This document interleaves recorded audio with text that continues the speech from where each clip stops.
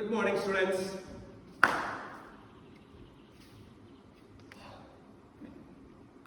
I know. Check this, it's working.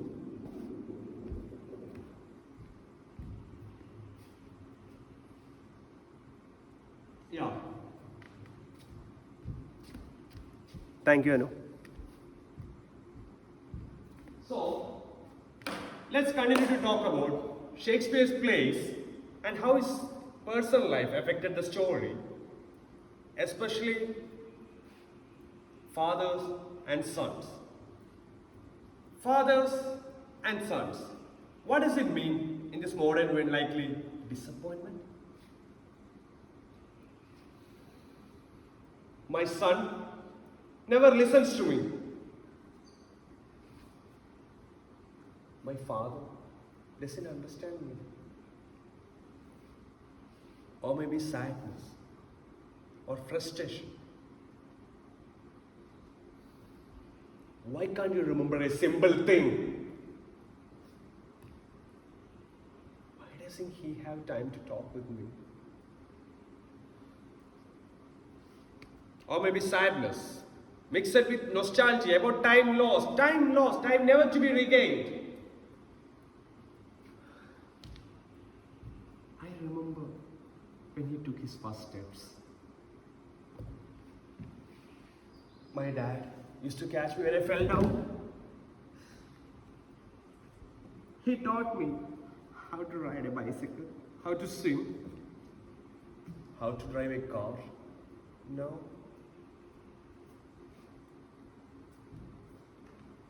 Sadness heaped upon sadness, disappointment upon disappointment. All because inevitably there are expectations, desires, dreams. Someday, when he's older, someday, when he's grown up, someday, when he's a man. Look, Dad, look. I am all grown up now. Can I have the keys to the car? Where are you going? Out.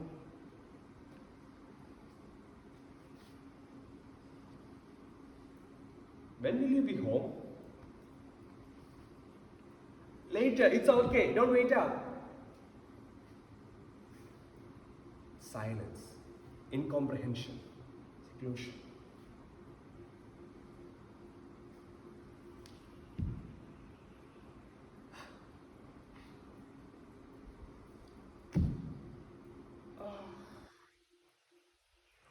Mom, let's have a drink. It's only beer.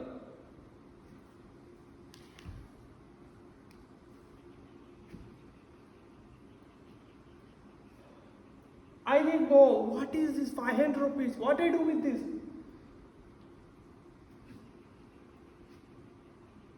Well, in my day, this is not your day. This is my day where things cost more. Huh. What the hell?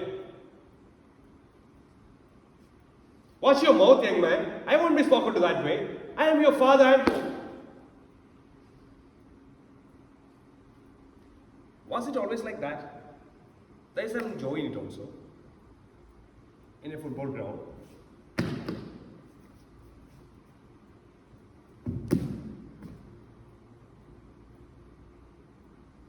Yes. When you're getting first goal, praise for a job well done.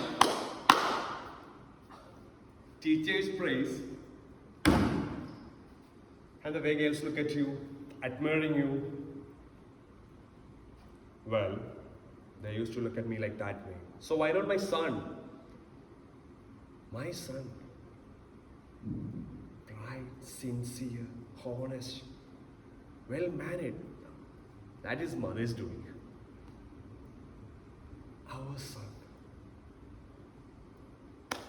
Was it always like that? In Shakespeare's day, in Shakespeare's plays, well, we encounter with eternal relations like in Hamlet, King Lear, Romeo and Juliet. If you look into these stories, these concerns, the tales of rivalry, disappointment, frustration, lots of expectations, like now,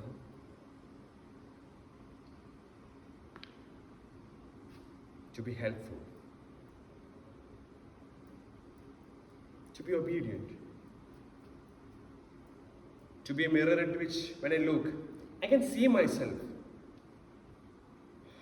So grow up fast, grow up smart, well mannered. Is that what I'm paying for? So that he can step into my shoes? Not today. Maybe one day. Meanwhile,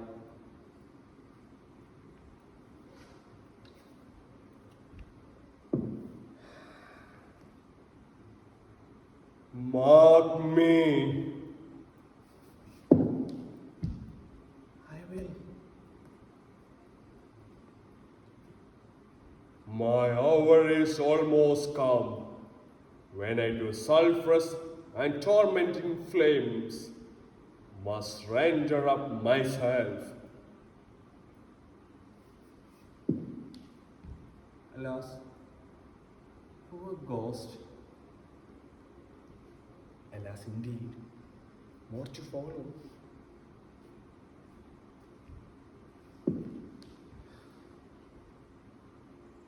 Missing you, Dad.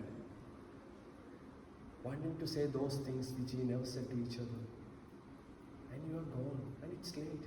I wish you and I could have. Pity me not, but lend thy serious hearing to what I shall unfold. Here comes our own story. How he was murdered. By whom? And what he want Hamlet to do about it. The dutiful son will take the revenge of his father's death. The father will take the cold comfort in his revenge. But what is this conversation had been about?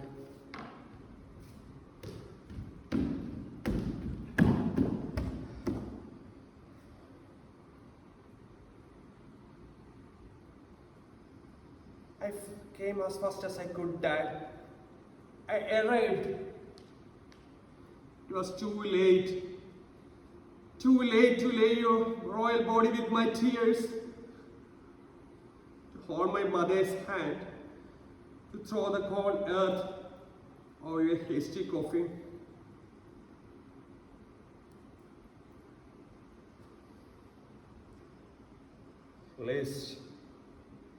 List, oh list, if thou didst ever thy dear father love,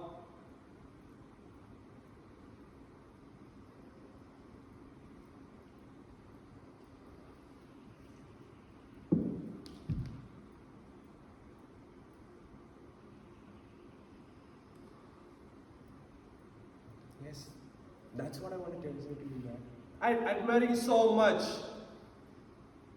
I wanted to be like just like you. I love to see you on the horseback, your hair streaming behind you, wielding sword and shield most valiantly. I was not like you, was I? I was not good at rough and tumble. I was not a sporty type. So you send me to a school to where? Wittenberg for what? Get rid of me. So you don't want to think about my faults. How much I was not like you. Love. Where is love? Love is a two-way connection, Dad. Yeah.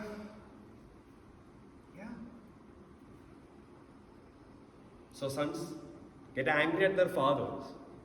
So sons blame themselves for not being kind of a guy their father was.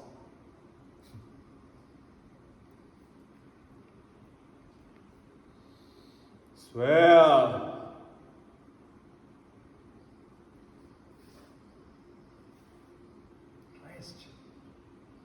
Rest, true spirit, and let me rest too.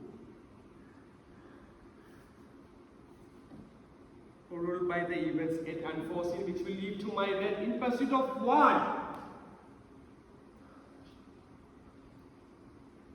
Your revenge.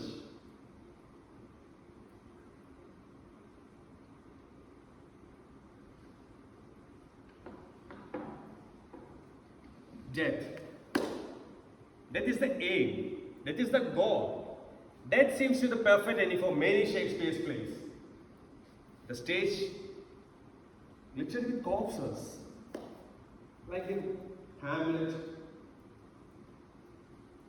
King Lear, Romeo and Juliet. Why is that? Yes, the tragedies, the inevitable endings with lessons learned, truths revealed. I mean, what if the purpose of the play is to reveal what was concealed? To tell the audience that they might learn something from this all suffering, all this killing. I mean senseless killing. Senseless. When the victims die young. Like in Hamlet. King Lear. Romeo and Juliet. I mean, what is the sense when two young people love him very much, dying because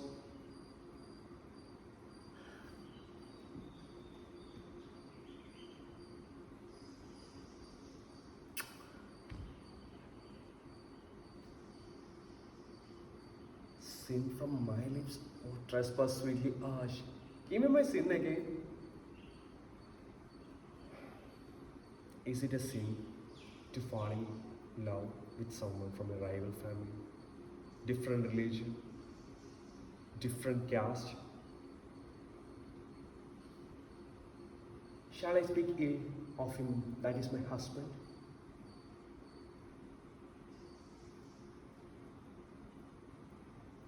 Forced to separate, torn apart by a society that doesn't recognize their wedding vows.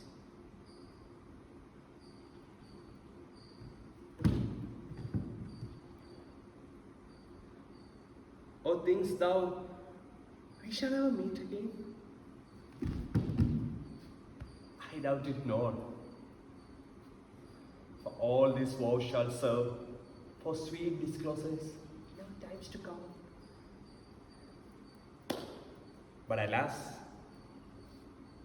it is not to be.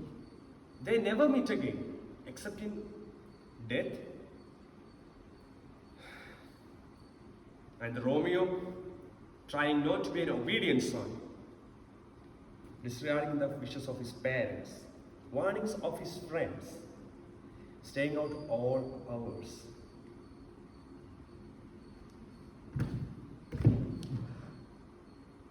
Where the devil this Romeo should be, came he not harm tonight? Not to his fathers. I spoke with this man. Why was it so hard for these two families to reconcile?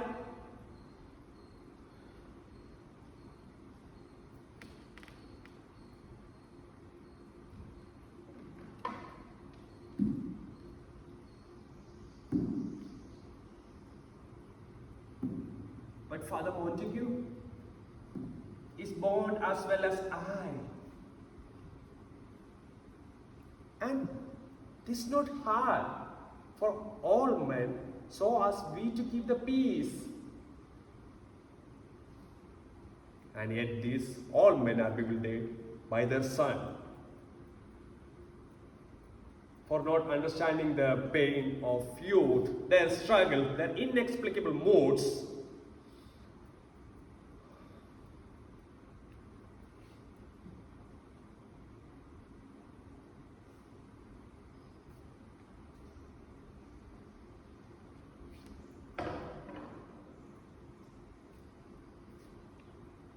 Many a morning hath he there been seen, is augmenting to the fresh morning dews, adding clouds, more clouds, these deep sighs,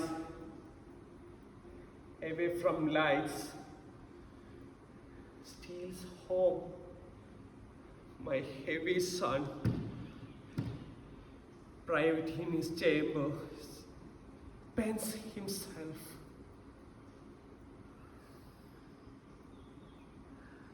Boy brooding, father baffled. A familiar scenario, no?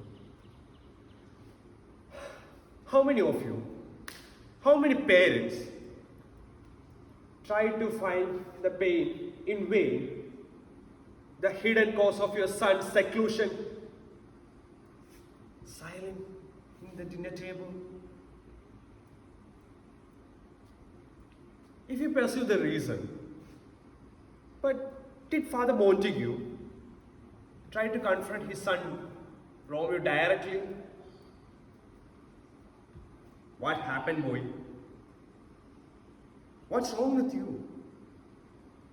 No. He asked his friends, like in Hamlet also, and his friends, and Hamlet's friends. They have their own stories. Rosencrantz and Guildenstern, Benvolio and Mercutio. And were you so afraid of to talk directly to Montague? Oh, were you so afraid, Father Montague, to talk directly to Romeo? Were you so afraid to confront yourself? Such a seeming awkward relationship sometimes. Father and son, like ships that pass in the night.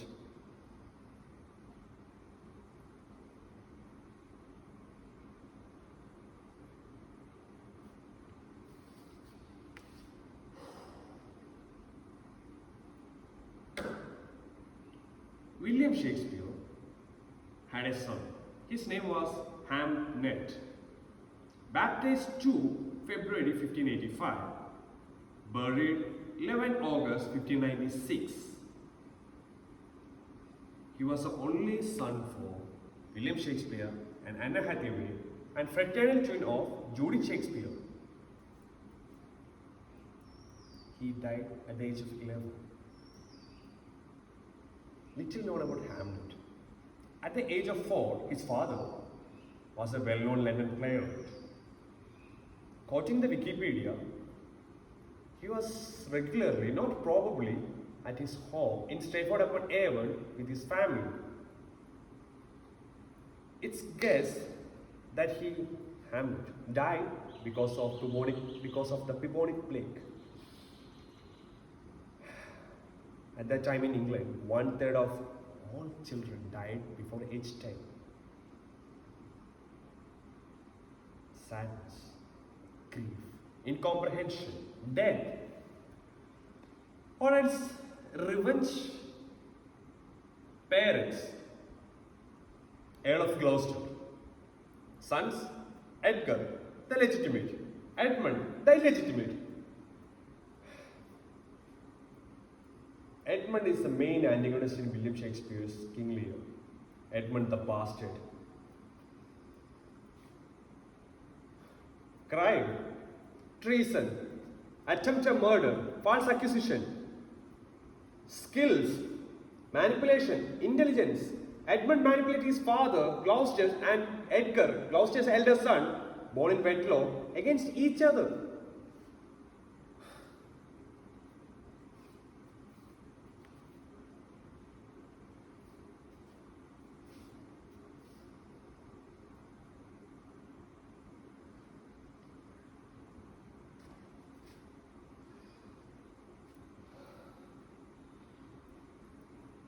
Let me, if not by birth, have lands.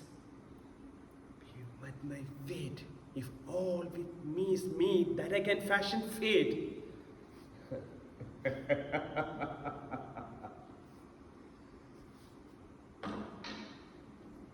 Here, we can see the affection of manipulation, impure action of a scheming mind. Just opposite of Romeo, who straight away fall in love and haste it over Friar Lawrence to legitimize the relationship. Edmund, the illegitimate, trying to delegitimize, to disdain the love of brother, of father, by seeking himself disinheritance by birth. Edmund is the main reason for the downfall of Gloucester's. Edgar, the legitimate, seeks and saves the old man. When blinded, he maneuvers him to the invented edge of cliff, and they said they're going up to the steep ground so that they can hear the sea.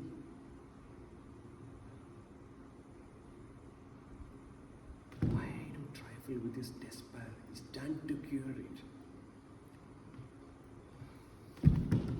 On the other hand, Edmund, the illegitimate, trifles the affection of Goneril and Regan, two daughters, two sisters, daughters of king,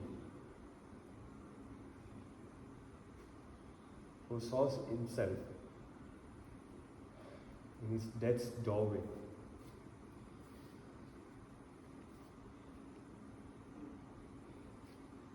In his death's doorway, when in a sword fight,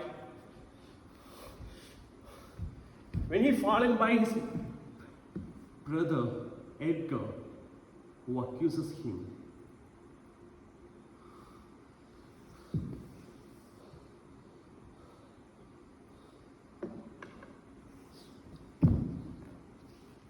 Despite thy winter sword and spear, thy value and my heart, thou art a traitor, false to gods, of thy brother, thy father, a most watered traitor.